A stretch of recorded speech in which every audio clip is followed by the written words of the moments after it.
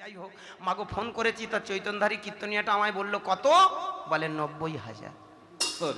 চৈতনের দাম 90,000।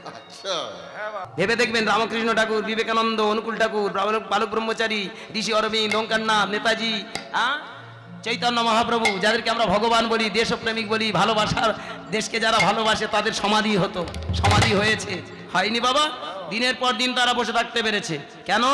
ভালো করে ভেবে দেখবেন, যখন মানুষ মনটাকে চৈতন্যের সাগরে নিয়ে যায় তখন তার ভিতরে আস্তে আস্তে বিশ্ব প্রেম জেগে ওঠে, বিশ্ব মানবিকতা বোধ জাগে। এই জন্য যতক্ষণ না বিশ্ব প্রেম জাগবে ততক্ষণ তুমি বৈষ্ণব নও। বাইরে সেজেছে কিন্তু ভেতরে যতক্ষণ না তুমি উত্তীর্ণ যাবে ততক্ষণ তুমি বৈষ্ণব নও। আর প্রকৃত যারা বৈষ্ণব হয় তারা কোনোদিন ভেদাভেদ করে না, তারা কোনোদিন মানুষকে ছোট করে না। এখনকার দিনে রাগ করবেন না, ক্ষমা করবেন। অনেকে বলেন আস্তে, বাবা আমরা মঠ মন্দিরে দীক্ষা নিয়েছি, আমি ওর হাতে খাবার খাবো। এই ব্যায়ামটা খুব খারাপ জিনিস। ইদানিং আমি দেখেছি কিছু কিছু কীর্তনিয়ার ভেতরে এই ব্যায়ামটা খুব চেকেছে। ওরা মঠ মন্দিরের আশ্রিত হয়েছে, ওরা জানে চৈতন রাখলে মালা পড়লে লোক ভাববে সাধু। আর এই সুযোগে আমার রেটটা বাড়িয়ে আমি চেষ্টা করব আমি কিসে এসি রুমে বাস করি।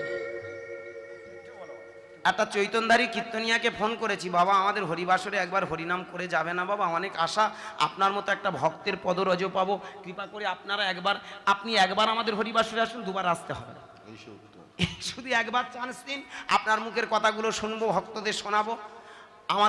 আমার নিজের হরিবাসরে, জানো আমার নিজের বলতে গেলে আমার বাড়ি গ্রামের হরিবাসরে। তা হঠাৎ আমি ফোন করেছি, সবাইকে আমায় দিয়ে ঠেলে দিয়েছে, বলে তুই তো ওর সামনে একসাথে গান বাজনা করে বেড়াস, তা নে না একটু অন্তত কথা বল না।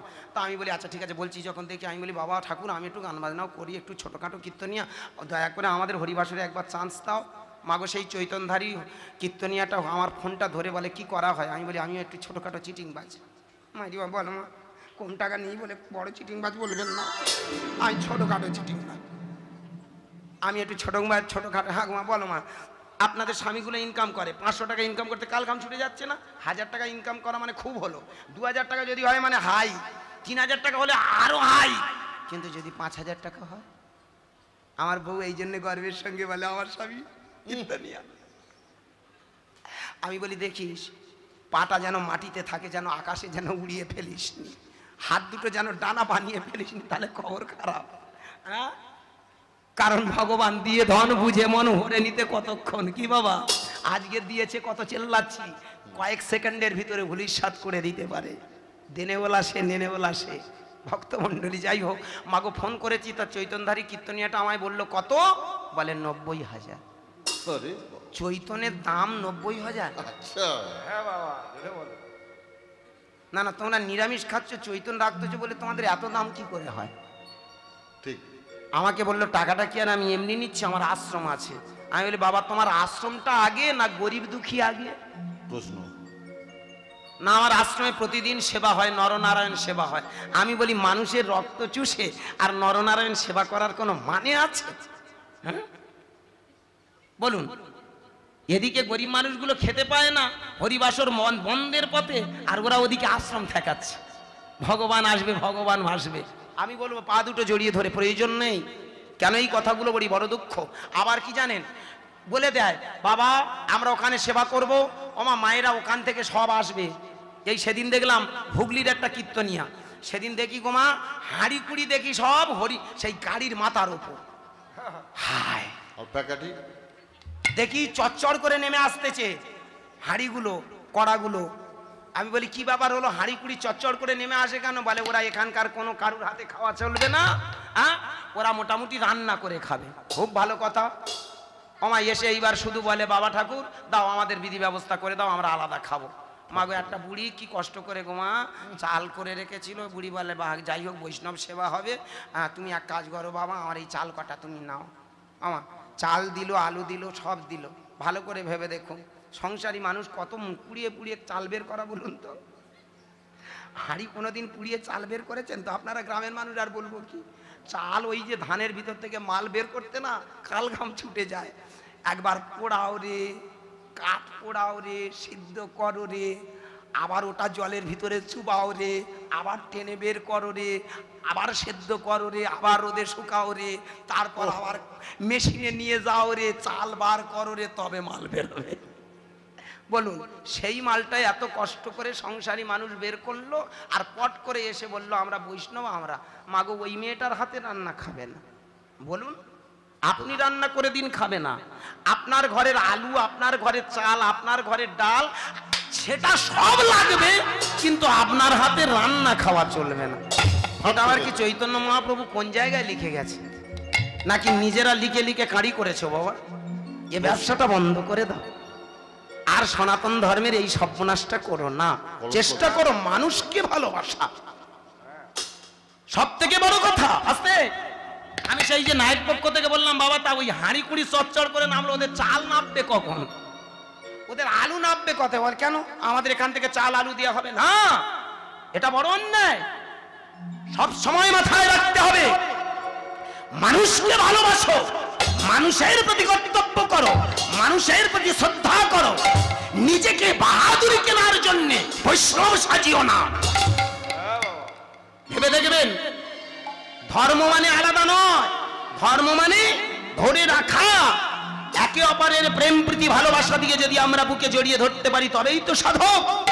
নিমাইয়ের মতো মানুষটা দেখেছেন, তৎকালীন দিনের বাঘা বাঘা মুসলমান নবাব হোসেন সহ চাঁদ কাজী, নবাব দর্জি, জগন হরিদাসের মতো মানুষগুলোকে বুকে জড়িয়ে ধরে। আর এদের একটা সংসারী মানুষকে বুকে জড়াতে কষ্ট হয়। এরা কারা ভাই? এরা কোন দেশের মানুষ, কোন প্রবৃত্তি নিয়ে চলে? প্রশ্ন। আমি সেইখানে দাঁড়িয়ে বলবো চক্র ফাটিয়া ফাটাওনি, তাই বুঝতে পারোনি, বাইরে সাজিয়েছো ভেতরে নয়। ভিতর বাহির দুই সমান রেখো ভাই। মানুষ যদি কেউ হতে চাও, অন্তর মন্দিরে সুন্দর হবি যদি গোবিন্দের চরণে শরণ লও। কেন তুমি ভাই ময়ূর সেজে জগৎকে ঠকাতে চাও? নিজেই তুমি ঠকবে শেষে, জেনে কি তা জানো না তাও।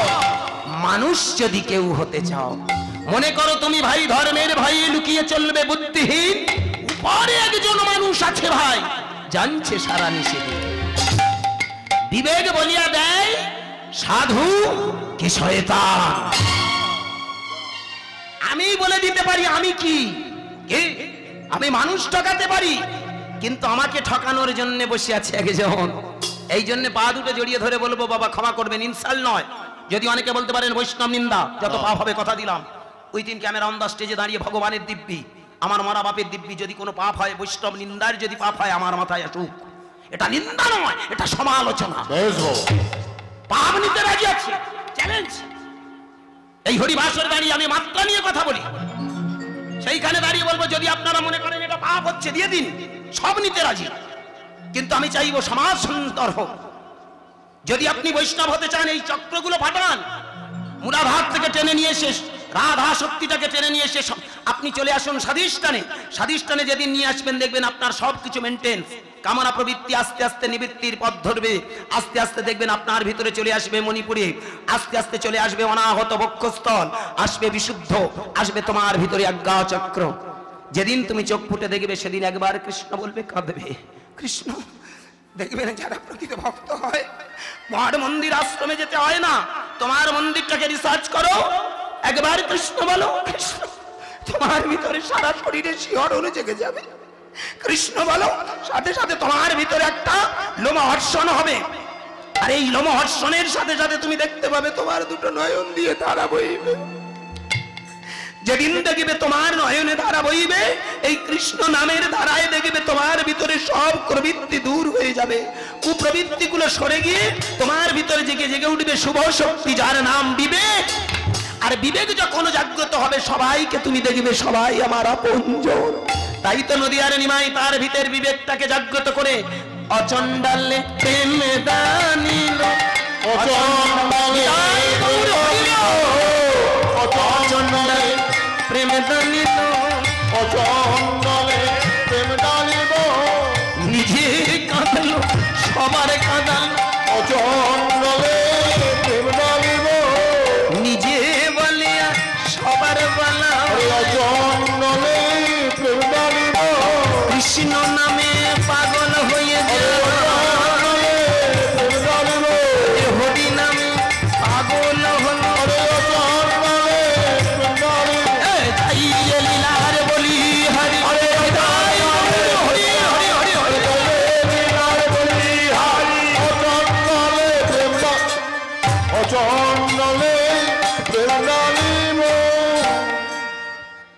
ভক্তমণ্ডলী, ভক্তিমতী মায়েরা, তাহলে বোঝা গেল আজকের ক্ষমা করবেন, এই ষড়চক্র সম্বন্ধে যদি না জানা থাকে আপনি সারা জীবন হরিনাম করুন বৃথা। কারণ ভেবে দেখবেন সূত্র ছাড়া অঙ্ক মেলে না।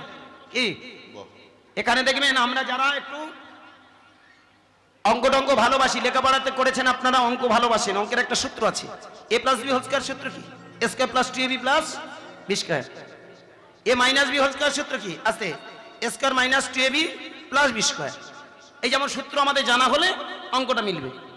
আমি গান গাইতে এসেছি, এখানে গান গাইতে এসে যদি আমার তাল যদি জ্ঞান না থাকে, কোথায় ক মাত্রা কত ফাঁক কোথায় কি যদি না যায়, আমি গান গাইতে পারবো কি? ও বাদারে কীর্তন হবে। কাহর বা গান গাইতে গেলে আমার 8 মাত্রা, একটা তেওড়া গাইতে গেলে 7 মাত্রা, কি একটা ঝাঁপতাল গাইতে গেলে 10 মাত্রা, একটা ত্রিতাল গাইতে গেলে 16 মাত্রা, একটা সমতাল গাইতে গেলে 28 মাত্রা। এগুলো যেমন আমাদের আইডিয়া না থাকলে আমরা গান বাজনা করতে পারি না, ঠিক তেমন সাধন ভজন করতে গেলে আগে চক্র সম্বন্ধে জানতে হয়। দ্যাট লাইফ ইজ ম্যাথমেটিক্স, জীবনটাই অঙ্ক। আর সেই অঙ্কের জায়গায় দাঁড়িয়ে যদি আমরা হিসেব না করতে পারি ভুল হয়ে যায়। তাই মায়েরা, ভক্তমণ্ডলী, বাবা মায়েরা ভেবে দেখবেন চোখ যতক্ষণ না ফোটে আমরা মানুষ চিনতে পারি না। আমার নিমাইচাঁদ এলেন, হরিনাম দিয়ে চোখ ফুটিয়ে মানুষ চিনতে শেখালেন, জীব জগৎকে চিনতে শেখালেন, এই বিশ্ব ব্রহ্মাণ্ডকে চিনতে শেখালেন। তাই যাদের চোখ ফুটেছে তারা মানুষ চিনে ফেলেছে। এতক্ষণ লীলার ভিতর থেকে অনেক সরেছিলাম, এবার এগিয়ে যাই। ওই মেয়েটার জানেন চোখ ফুটেছে, ও বুঝতে পেরেছে এই হবে আমার প্রকৃত স্বামী। আজে তোমরা যাই বলো তাই বলো, আমি কিন্তু ওই চোর স্বামীকে ভালোবাসি, আমি ওকেই বিয়ে করব। যত সময় বিয়ে হয়ে গেল, আর বিয়ে হওয়ার পরে কিছুদিন এমনি করে সংসারে জীবন কাটল। মায়েরা, মা একটা কথা মনে রাখবেন, নারী হতে জীবের সৃষ্টি আসতে, নারী হতে জীবন ক্ষয়, ঘোর জগতে নারীর মায়া বুঝে ওটা ভীষণ দায়। মায়েরা পারে সংসারটাকে গুছাতে, আবার এই নারী পারে সংসারটাকে ধ্বংস করে।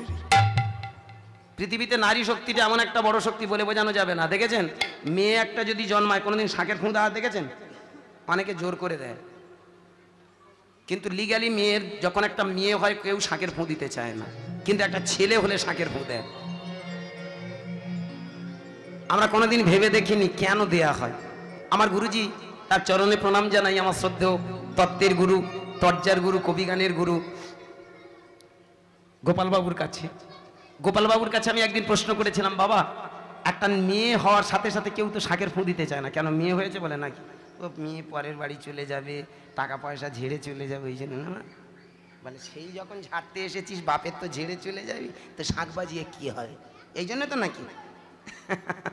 কি বলবেন তো আপনারা কিছু? বহুত দিনের জাম তো বাবা। নারী হয়ে নারীকে দেখবেন বেশি ঘৃণা করে, করে না? মেয়েরা মেয়েদের সব থেকে বড় শত্রু। একসঙ্গে মিটিং করলে কি হবে, মনে মনে খুব হিংসা পুষে রাখে। রাগ করবে না, আমার মনে হয় ওই হিংসার জন্য মনে হয় শাক বাজায় না নাকি, আমার কি মনে হয় জানি না। হরিবল। তা গুরুদেবের কাছে গেছি, গুরুদেব আমায় বলছেন যে বাবা কেন করা হয় জানেন? আমার শুনে রাখুন, খুব দারুণ কথা। হিংসা নয়, এখানে কিছু নয়। একটা নারী জন্মানোর সঙ্গে সঙ্গে কিন্তু সে অনেক পাওয়ার নিয়ে জন্মায়। এই জন্য দেখবেন মায়েরা যা পারে একটা পুরুষ কিন্তু সেটা পারে না। একটা মায়েদের ভেতরে যতটা জ্ঞান আছে একটা পুরুষের ভিতরে কিন্তু সেই জ্ঞানটা নেই, কিন্তু ওরা অজ্ঞানতার পাতাবরণে জড়িয়ে থাকে। ওরা ইচ্ছা করে জড়ানোর চেষ্টা করে, তাতেই পেছিয়ে জড়িয়ে যায়। একটু যদি নারী শক্তিটাকে কাজে লাগান তাহলে দেখবেন সমস্ত পুরুষ শক্তি কিন্তু পরাস্ত। ভেবে দেখবেন রম্বাসুরের পুত্র মহিষাসুর, ওকে কিন্তু অন্য কোনো দেবদেবতা মারতে পারত না, পারেও নি। মেরেছিল কে? একটা নারী শক্তি, দুর্গা। শুম্ভ নিশুম্ভর মতো দৈত্যকে নিধন করেছে কে? কোনো পুরুষ শক্তি নয়, সেখানে নারী শক্তি। রামচন্দ্র যখন রাবণের সঙ্গে যুদ্ধক্ষেত্রে গেল, মুন্ডটা যখন বারবার কেটে ফেললো, একবার রাবণ কেটে ফেলে, রাবণের মুন্ডটা কেটে ফেলে, অট্ট হাসি হাসে। রামচন্দ্র দেখলো কি, একবার করে অট্ট হাসি হাসে, মুন্ডটা কেটে ফেলে দিয়ে আবার জুড়ে যায়। বিভীষণের কাছে এসে বলল, বিভীষণ তুমি তো নারী নক্ষত্রের হিসেবে জানো, তুমি তো সবকিছুর মূলে, তাহলে বলো বিভীষণ এর পিছনে কোন রাস্তা ধরলে তবে আমি যুদ্ধে জয়ী হব? বিভীষণ বললেন, আছে একটা রাস্তা, কারণ তুমি যতই সাধন ভজন করো না কেন, ওই রাবণের থেকে তোমার সাধনা এখন অনেক খামতি আছে। তাই তুমি এক কাজ করো, অকালে নারী শক্তি পূজা কর, শক্তির সাধনা কর। ভালো করে ভেবে দেখুন, কেন ওই সময় তো বলতে পারতো রামচন্দ্র যে প্রভু, হে প্রভু রাম, তুমি এক কাজ করো প্রভু, তুমি নারায়ণের পুজো করো, কি এ কথা তো বলতে পারতো, বা অন্য কোনো দেবদেবীর পুজো করো। শক্তির পূজা কেন করতে বললেন? এটা বোঝার আছে। নারী শক্তিকে যদি পূজা করা যায় তাহলে দেখবেন সেই পুরুষ তবেই কিন্তু শক্তি সঞ্চার হয়। নাদ ব্রহ্ম সাউন্ড রাজ্যি শব্দ ব্রহ্ম প্রণাম মন্ত্র কৃষ্ণ রাম নারায়ণ হরি ওম, ও আল্লাহ, ও গড, যে যেভাবে ডাকি না কেন, ও উ মো, সৃষ্টি স্থিতি প্রলয়। ভালো করে ভেবে দেখবেন, আমরা যে শাকের ধ্বনিটা করি, ওই শাকের ধ্বনিটার দ্বারা কি হয় জানেন? ওঙ্কার ধ্বনি ভেসে ওঠে। কি ওঠে না? শাকের ধ্বনিটা, এটা খুব ডেপথের কথা। শাকের ধ্বনিটা যখন করি কি শব্দ আসে? দেখুন ওঙ্কার ধ্বনি। এটা দেয় কেন? যাতে করে ওই পুরুষের শক্তিটা বৃদ্ধি হয়ে যায়। হ্যাঁ, ওদের যে ভালো করে ভেবে দেখবেন, 16 কলা নিয়ে মায়েরা জন্মায়, আর একটা পুরুষ যখন জন্মায় 14 কলা নিয়ে জন্মায়। আমার গুরুজির কাছে এই জন্য আমি প্রশ্ন করলাম, তা বাবা এই যে কেন করা হয়? বলে একটাই কারণে, যাতে ওদের ভিতরে শক্তি সঞ্চার হয়। কিন্তু নারী শক্তিতে আর বাড়াতে হয় না, নারী শক্তি শক্তি নিয়ে জন্মায়। এই জন্য মায়েরা ভালো করে ভেবে দেখবেন, আপনারা জানেন না আপনাদের ভিতর কত শক্তি আছে, শুধু আপনারা ওটাকে ভুলে থাকেন। আপনি শুধু এইটুকু ভাবেন, আমি একটা সংসারী মেয়ে, হ্যাঁ আমি একটা সংসারী মেয়ে। এই জন্য ভালো করে ভেবে দেখবেন, কৃষ্ণের মতো মানুষ রাধারানীর পায়ের কাছে পড়েছিল, পড়েনি? সরগরল খণ্ডনং মম শীর্ষমণ্ডনং দেহি পদ পল্লব মোদারাম। রাধারানী মান করেছিল, তাতেই কৃষ্ণের টনক নড়ে গেল। রাধে, মান ত্যাগ করো, তোমার ওই চরণ দুটি আমায় দাও, তোমার শক্তিতে আমি শক্তি নিয়ে জন্মাই, তোমার শক্তিতে শক্তি নিয়ে আসি। আজ তুমি আমায় শক্তিটা দূরে সরে যেও না, কাছে এসো, তোমার চরণ দুটি আমার মাথায় দাও। রামকৃষ্ণ পরমহংসদেব সারদার পায়ের কাছে গিয়ে বলল, তুমি আমার জগৎ জননী, তুমি আমায় আশীর্বাদ করো, আমি যেন সেই মাতৃশক্তি আর তোমার শক্তি মিলেমিশে যেন মহাশক্তি পাই। ভালো করে ভেবে দেখবেন, বিষ্ণুপ্রিয়ার মতো শক্তির কাছে গিয়ে আমার চৈতন্য মহাপ্রভু বললেন, তুমি তো আমার মহাশক্তি, আশীর্বাদ করো আমি যেন কৃষ্ণ নাম করতে পারি। তাই তো বিষ্ণুপ্রিয়া বলেছিল, আমি তোমায় দুহাত ভরে শুধু অনুমতি নয়, আমি প্রার্থনা করব।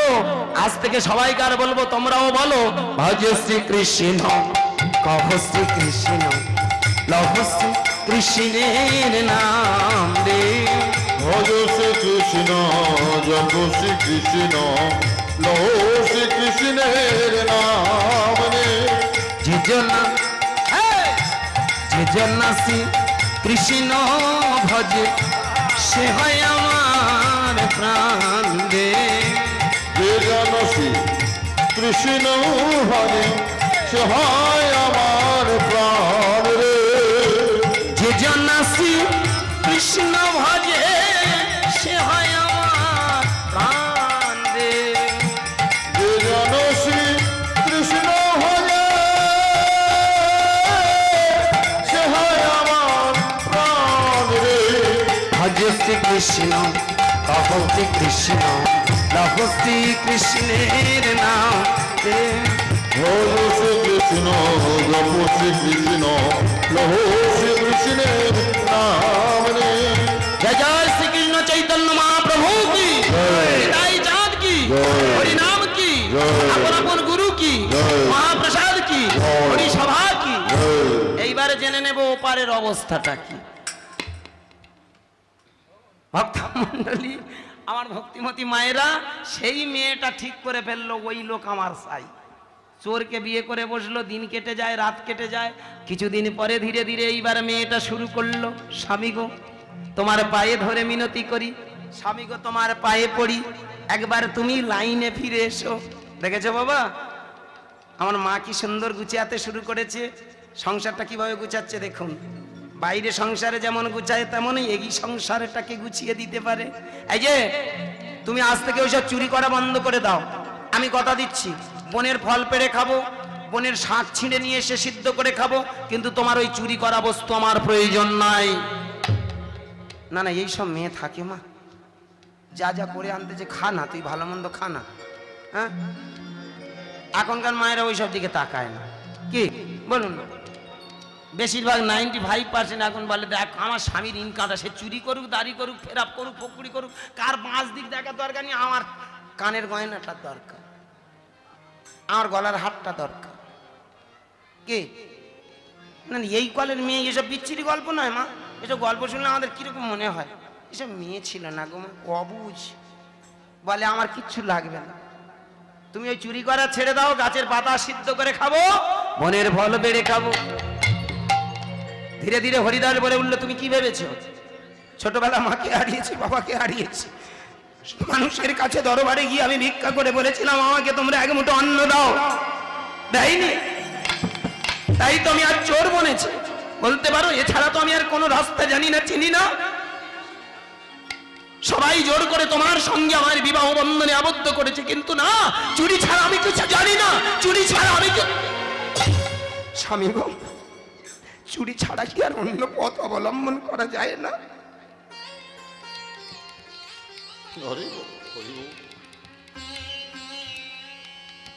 আমি কথা দিলাম, আমি কথা দিচ্ছি, তুমি যেটুকু আমার জন্য বনের ফল পেড়ে আনবে সেইটুকু খেয়ে আমি দিনাতিপাত করব।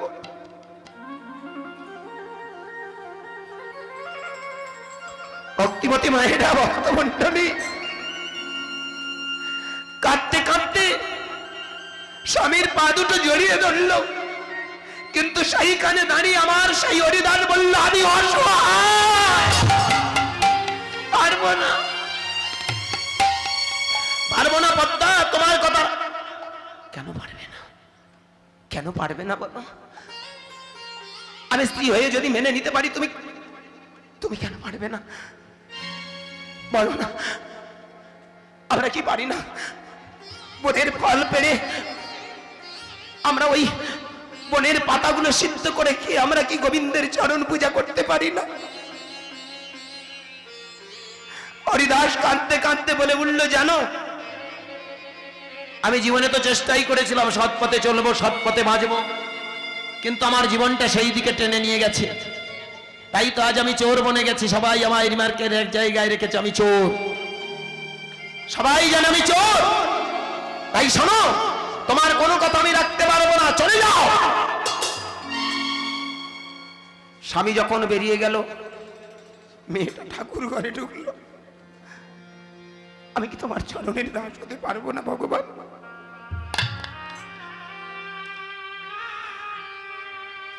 আমি কি তোমার চরণের কাঙাল হতে পারি না?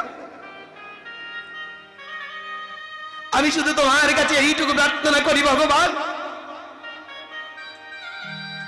আমি তোমার কাছে শুধু এইটুকু নিবেদন করি, আমার স্বামীকে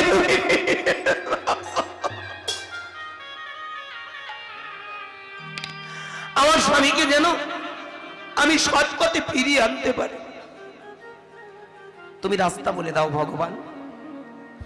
মনে মনে চিন্তা করলেন, চালাকির দ্বারা মহৎ কাজ করতে হবে। পরের দিন সকালবেলা উঠে স্বামীর দিকে তাকিয়ে বলছে, স্বামী গো, তুমি আমাকে খুব ভালোবাসো তাই না? মানে না না, বলছিলাম তুমি আমাকে ভালোবাসো তো? ভালোবাসায় কথাটা মুখে বলা যায় না। যদি কেউ বলে আই লাভ ইউ, জানবেন সব থেকে সে সিটিংবাজি করার জন্য এই কথাটা বলেছে, ও ধান্দায়। ভালোবাসবে ওইভাবে ভালোবাসা নয়, চোখে চোখে হয়, মনে মনে হয় কি। আর কেউ যখন বলবেন আই লাভ ইউ, তখন জানবেন ও ধান্দায় ভালোবাসবে বলেছে। ও দিন কত পরে ওই মুখ দিয়ে বলবে আই হেট ইউ। কি জানি লাভ লোকসানের বিচার যারা করে তারা জানে। ওই লাভ লোকসানের বিচারটা যারা বলে তারা জানে ওদের লাভ লোকসান হচ্ছে। তাই ভক্ত মন্ডলী, আমার ঠাকুমা কি সুন্দর। পৃথিবীতে বড় জানেন মজা, হৃদয় আছে যার সেই তো ভালোবাসে। প্রতিটি মানুষের জীবনে প্রেম আসে। প্রেম করেনি একজন? কেউ হাত তুলে বলুন তো, আমি প্রেম করিনি, ভালোবাসিনি কাউকে। বলতে পারবেন? তুই বললে হবে, তুই এখন কি জানিস? আর একটু হোক, তো ধরে রাখা দায় হয়ে যাবে।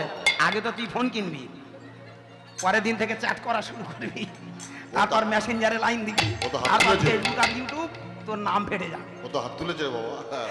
আস্তে যাক, কি আস্তে ক্ষমা করবেন, এটা চরম সত্য। বেশ বেশ বাহ। মানব জীবনে ভালোবাসে না এমন কোনো মানুষ নেই। বেশ। কেউ গোপনে ভালোবাসে, কেউ ওপেনে ভালোবাসে, তবে প্রকৃত যারা ভালোবাসে তারা কোনদিন মুখে বলে না। বিষয়টা কি রকম দেখুন, আজকে স্বামীর দিকে তাকিয়ে বলছে কি গো তুমি আমায় ভালোবাসো, মানে বেশ তাই যদি হয়ে থাকে তাহলে আমার একটা কথা তুমি রাখবে কি? আমি শুনেছি না ওই যে দূরে না, ওই যে বটগাছের গোড়ায় একটা গুরুদেব আছে, ওই গুরুদেবের কাছে একবার দীক্ষা নেবে। তুমি তো ব্রাহ্মণের ছেলে, তুমি তো ব্রাহ্মণের ছেলে, তাই ব্রাহ্মণের ছেলে হয়ে যদি তোমার ভিতরে সেই ব্রহ্ম জ্ঞান না থাকে তাহলে তুমি কেমন ব্রাহ্মণ? আমি তোমার স্ত্রী হয়ে, আমি তোমার সহধর্মিণী হয়ে, আমি তোমার অর্ধাঙ্গিনী হয়ে পা দুটো জড়িয়ে ধরে বলছি ওগো তুমি একবার সেই গুরুর কাছে একটু দীক্ষা নাও। এই শোন শোন, দীক্ষা নিলে কি হয় রে? কি হবে কি হবে না সেটা পরে বুঝবে, আগে তো নাও। কি এই যে আপনারা আজকের এসেছেন বিষ খেতে, এটা খেলে কি হবে কি হবে না সেটা জেনে অনেকে মনে মনে হবে ভালো লাগছে, তাই না। এই ভালো লাগতে লাগতে ভালোবাসার জন্ম হবে।